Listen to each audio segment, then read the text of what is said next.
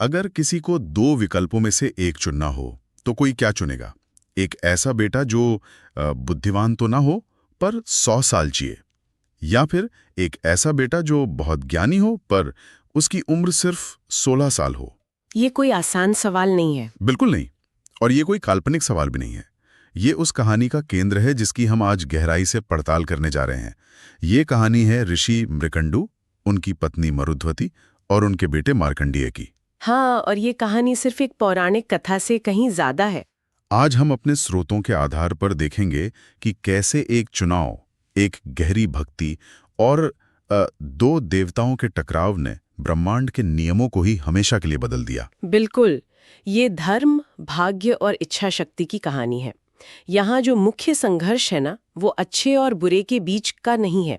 अच्छा। हाँ, ये दो अलग अलग धर्मों, मतलब दो कर्तव्यों के बीच का टकराव है। एक तरफ ब्रह्मांड के नियम और दूसरी तरफ एक भक्त के प्रति भगवान का कर्तव्य। तो चलिए कहानी की शुरुआत से ही शुरू करते हैं हम। ऋषि मृकंडू और उनकी पत्नी मरुध्वती। उन्होंने संतान के लिए बहुत कठोर तपस्या की थी। हाँ, और उनकी भक्ति से प्रसन्न होकर भगवान शिव प्रकट हुए।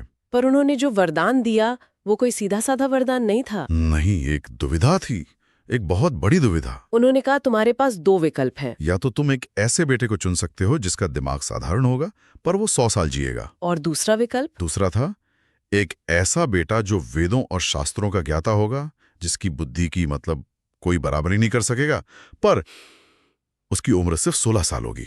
सिर्फ 16 साल? ये तो बहुत ही मुश्किल फैसला है। जीवन की लंबाई ज्यादा मायने रखती है या उसकी गहराई? और उन्होंने जो फैसला लिया, उसके पीछे का तर्क कमाल का था।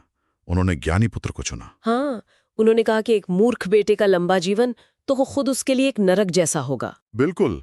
उन्होंने कहा, हम एक ऐसा बेटा चाहेंगे जो ज्ञानी हो, क्योंकि उसका ज्ञान, उसकी प्रसिद्धि उसके शरीर से कहीं ज्यादा जिएगी। इस चुनाव के पीछे की सोच बहुत गहरी है।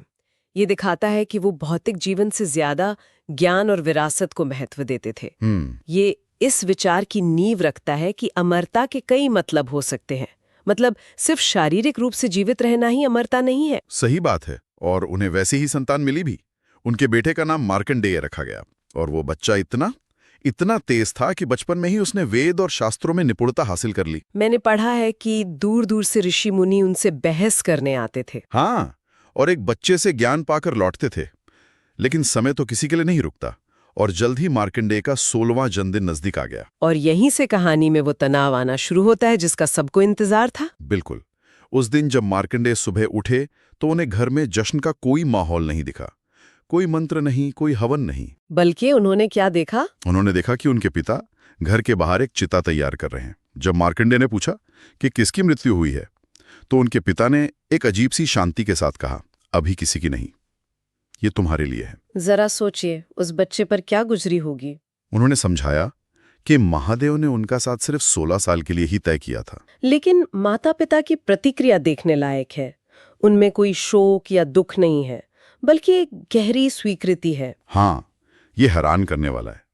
उनकी मां ने उन्हें गले लगाते हुए कहा, हमने अपना चुनाव किया था, और अगर महादेव हमसे 100 बार भी पूछते तो हम तुम्हें ही चुनते। और उन्होंने ये भी कहा कि तुम भले ही मिट जाओ, लेकिन तुम्हारी प्रसिद्धि हमेशा जीवित रहेगी। हाँ, और हमारे नाम भी, जो हमेशा के लिए तुम्हारे साथ जुड़ जाएंगे। तुम नश्वर हो, लेकिन तुमने हमें अमर बना दिया है। और ठीक यहीं पर कहानी का रुख बदलता है। जहां माता पिता नियति को स्वीकार कर रहे हैं, वहीं मार्कंडेय इसे चुनौती देने का फैसला करते हैं। उनकी प्रतिक्रिया सिर्फ मौत का डर नहीं है। वो कहते हैं, मुझे अभी बहुत कुछ सीखना है, बहुत कुछ प्यार करना है।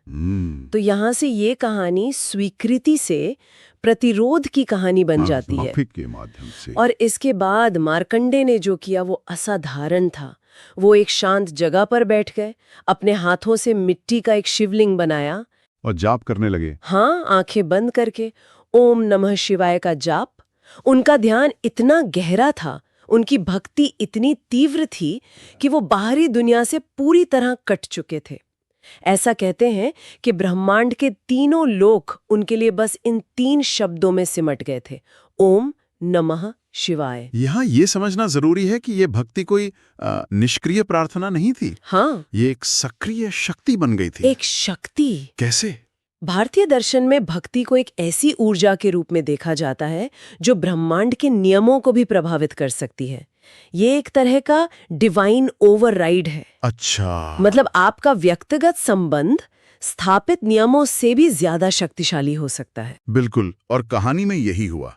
ये भक्ति एक अदृश्य शक्ति, एक कवच बन गई। जब यम के दूत उनके प्राण लेने आए तो वे उस कवच को भेद ही नहीं पाए। वो पास नहीं आ पाए। नहीं, जैसे ही वो मार्कंडेय के पास पहुंचने की कोशिश करते, एक जोरदार झटके से पीछे धकेल दिए जाते। वो जुड़ाव एक ऐसी ढाल बन गया था जिसमें मृत्यु के दूत भी प्रवेश नहीं कर सकते थे। आप सोचिए, उन्हें अपने बॉस यमराज को जाके क्या रिपोर्ट देनी पड़ी होगी। सर, हम उस लड़के को ला नहीं सकते, उसका आध्यात्मिक वाईफाई सिग्नल बहुत स्ट्रांग है। हाँ, बिल्कुल। तो जब यम के दूत असफल होकर लौटे तो यमराज ने कहा, लगता है इस आत्मा को मुझे खुद ही लाना होगा। तो अब स्वयं यमराज आते हैं। हाँ, धर्मराज के लिए ये एक अभूतपूर्व स्थिति थी। एक नश्वर बालक ने मृत्यु को सीधे सीधे चुनौती दी थी और कहानी अपने चरम पर पहुंच जाती है। मार्कंडेय को अचानक अपने गले में एक फंदा महसूस होता है। उनकी सांस रुकने लगती है। यमराज का पाश। हाँ, उन्होंने आंखें खोली तो देखा कि स्वयं मृत्यु उनके सामने खड़ी है और यमराज उन्हें शिवलिंग के साथ ही घसीट रहे थे। ये एक बहुत शक्तिशाली छवि है। जैसे ही मार्कंडेय का शरीर जवाब देने लगा, उन्होंने एक अंतिम प्रार्थना के साथ शिवलिंग को कसकर गले लगा लिया। महादेव, मैं आपकी इच्छा के आगे समर्पण करता हूं। और ठीक उसी पल यम रुक गए। क्यों? हजारों डमरुओं की गगनभेदी ध्वनि गूंजने लगी और उनके रास्ते में स्वयं शिव खड़े थे। और यहीं पर दो महान धर्मों, दो महान कर्तव्यों का टकराव होता है। शिव ने यम को आदेश दिया, लड़के को छोड़ दो। यम ने झुककर सम्मान से कहा, प्रभु, मार्कंडेय का पृथ्वी पर समय समाप्त हो गया है। आपने उसे 16 वर्ष दिए थे और उसने वे पूरे जी लिए हैं। मुझे मेरा कर्तव्य निभाने दें। वो भी अपनी जगह सही थे। हाँ, लेकिन इस पर शिव ने कहा, मैं उसे और भी बहुत साल देने आया हूं। मैं उसे अमर बनाने आया हूं। अमरता? ये तो कायनात के नियमों के ही खिलाफ है। यम ने यही तर्क दिया। उन्होंने कहा, लेकिन आपने ही उसकी मृत्यु तय की थी, आप उसे जीवन कैसे दे सकते हैं? उन्होंने कहा, मुझे मेरा धर्म निभाने दे, मुझे वो लेने दे जो मेरा है। मुझे लगता है यहाँ रुककर यम के दृष्टिकोण को समझना जरूरी है। ये कहानी का मुख्य दार्शनिक संघर्ष है। यम यहाँ विलन नहीं है, वो केवल ब्रह्मांड के संतुलन को बनाए रखने के लिए अपना कर्तव्य निभा रहे हैं। अगर लोग मरना बंद कर देंगे तो सृष्टि का चक्र ही रुक जाएगा। सही बात है। तो क्या यम यहाँ ज्यादा सही नहीं लग रहे? वो तो सिर्फ व्यवस्था बनाए रखने की कोशिश कर रहे थे ना, जो शिव ने ही बनाई थी। यही इस कहानी का सबसे गहरा पहलू है। शिव का जवाब इस विरोधाभास को बहुत खूबसूरती से समझाता है। वो कहते हैं, मुझे देखो यम, मैं अपने शरीर पर भस्म लगाता हूँ जो मृत्यु का प्रतीक है, लेकिन मैं रुद्राक्ष भी पहनता हूँ जो जीवन का बीज है। अच्छा, मैं संहारक भी हूँ और जीवनदाता भी। इसी विरोधाभास में तुम्हारा उत्तर है। जैसे मेरा शरीर दोनों को संतुलित करता है, वैसे ही मैं, जिसने उसे मृत्यु दी थी, अब उसे जीवन दे रहा हूँ। और फिर वो कहते हैं, मार्कंडेय के लिए मैं हर नियम को नष्ट कर रहा हूँ। लेकिन यम अपने कर्तव्य पर अड़े रहे। जैसे ही उन्होंने अपना धर्म पूरा करने के लिए एक और कदम बढ़ाया, वो डमरुओं की ध्वनि असहनीय रूप से तेज हो गई। और फिर उन ध्वनियों ने यम को मतलब अदृश्य हाथों की तरह जकड़ लिया और अंत में उन ध्वनियों ने उनकी गर्दन तोड़ दी। 1 मिनट, क्या मृत्यु ही मर गई? हाँ, ब्रह्मांड में हाहाकार मच गया। स्रोत के शब्द हैं, स्वयं मृत्यु की मृत्यु हो गई थी। ये तो कोई सोच भी नहीं सकता। इसका मतलब क्या हुआ? क्या लोग अमर हो गए? ब्रह्मांड का संतुलन तो पूरी तरह बिगड़ गया होगा। बिल्कुल, पृथ्वी पर अराजकता फैल गई। कोई मर नहीं रहा था, चाहे वो कितना भी बूढ़ा या बीमार क्यों ना हो। सभी देवता वहां उतर आए और शिव से यम को पुनर्जीवित करने की प्रार्थना करने लगे। और शिव ने क्या किया? उन्होंने एक सीधा सौदा सामने रखा। यम तभी जीवित होगा जब मार्कंडेय को शाश्वत जीवन मिलेगा। और देवताओं को मानना पड़ा। हाँ, उनके पास कोई और चारा नहीं था। और इस एक घटना ने ब्रह्मांड में 2 नई स्थायी सच्चाइयों को जन्म दिया। हाँ, पहला, शिव को एक नया नाम मिला, कालांतक, यानी जिसने काल या मृत्यु पर विजय प्राप्त की।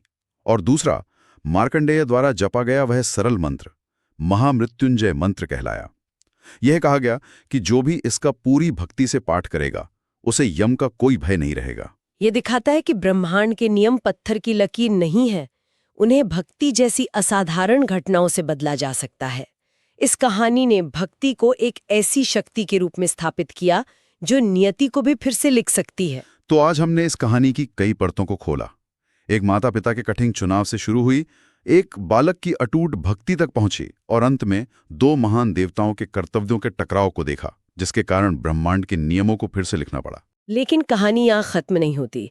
इसका अंत एक बहुत ही गहरे सवाल के साथ होता है, जो मार्कंडेय खुद पूछते हैं। अच्छा। जब सब कुछ शांत हो जाता है और शिव लड़के से कहते हैं, तुम्हारे माता पिता ने बुद्धिमानी से चुनाव किया, तो मार्कंडेय एक ऐसा सवाल पूछते हैं जो पूरी कहानी के मर्म को छू लेता है। और वो सवाल क्या था? वह पूछते हैं, क्या हम मनुष्यों को वास्तव में कुछ भी चुनने का अधिकार है प्रभु?